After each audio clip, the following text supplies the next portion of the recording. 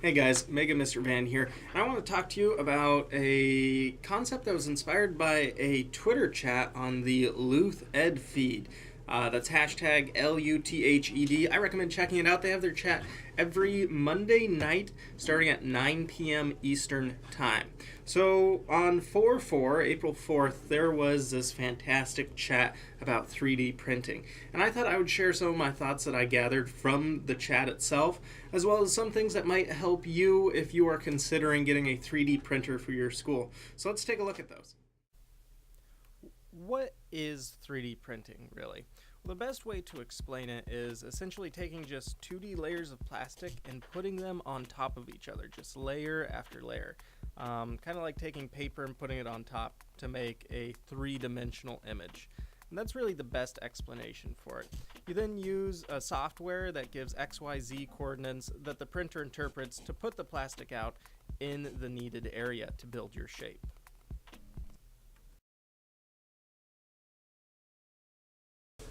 So one of the biggest questions I get about 3D printing is it really just a novelty that you're using in the classroom, something to gain your students' attention, or is there some actual authentic learning taking place there? Now, I say both. I mean, I know when I got my 3D printer, I stopped the unit I was in, and I immediately jumped into 3D design with my students just so we could test it out because it was fun. And that novelty aspect goes even further between the debate of content creation versus content consumption. And the problem that you want to watch out for, especially as a school, is that you're not just using a 3D printer as content consumption for your students. You're not just having them go online, find a file, print it out, and call it good, and then utilizing whatever they printed in something else. Instead, focusing on the actual authentic learning part, the designing what is going to be printed out using a CAD software like Google Make or Mesh Mixer or any other fantastic ones. It's just one of those debates. So like right here, this is from in 6th grade, 3D printing or 3D design micro city unit. So what happened was the students actually learned all about 3D design. We work in Google Make. They had to pick real cities, real actual buildings and cities, and then they had to go in, make scale models of them, 1-to-1 scale models, and then we actually shrunk those down to be something that's only like 2 inches by 2 inches wide.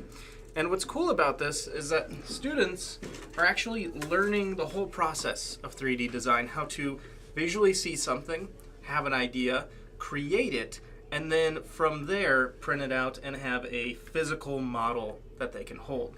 Do this in other ways too. I have a whole airplane aerodynamics unit. So the students make working airplanes. They're seeing how 3D printers can be used for the prototyping process. And then finally, I did a high altitude balloon unit. And in this unit, what the students had to do was they created the payload system that was going to house all the electronics and sensors to attach to a high altitude balloon that will then go anywhere from 30,000 to 90,000 feet. This is great because in this is the authentic learning aspect.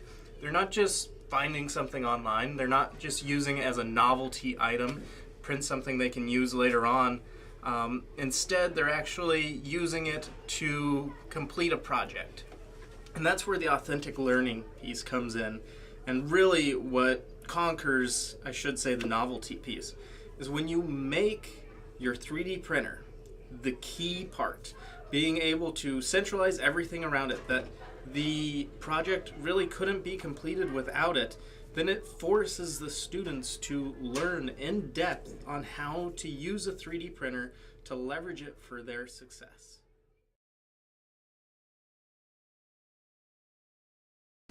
So what classes should use a 3D printer?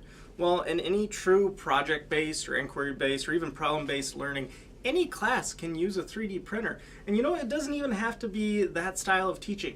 Any classroom flat out can use a 3D printer. Now maybe you've changed the focus of who's designing the project or designing what's going to be made on the 3D printer, keeping that more towards that computer classroom or science classroom environment. But it can be used really for any class. So one good example I have right here is within a geography class. You can actually print topographic maps of different places within the world. This right here is actually a topographic map or print of Pikes Peak in the surrounding areas. And I think this is really cool. It gives students a hands-on feel, especially students who have never traveled without maybe the region they live in, the state, or even possibly the town that they live in. So it's just a way to give them that hands-on learning. A history classroom can actually use a 3D printer as well. They can print out different monuments or different pieces of history, replicas of artifacts that have been found or objects that have been used throughout history. Within an English classroom, you can actually use a 3D printer. Say you have students creating props for a story, or you have students creating a story, I should say, and they have to act it out. They can create their props for that. Or even if they're acting out a story, say from, let's say, Hamlet, you could have them use a printer to print out props for that. Create a skull to create the famous scene of Hamlet talking, giving his soliloquy. So really the 3D printer can be used anywhere.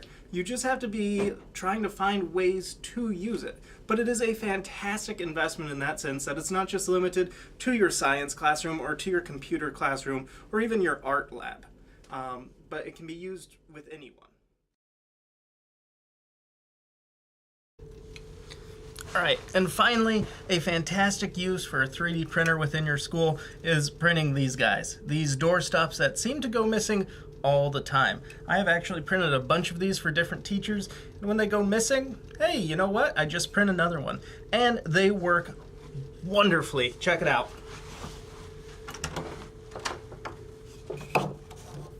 And as always, thanks for watching.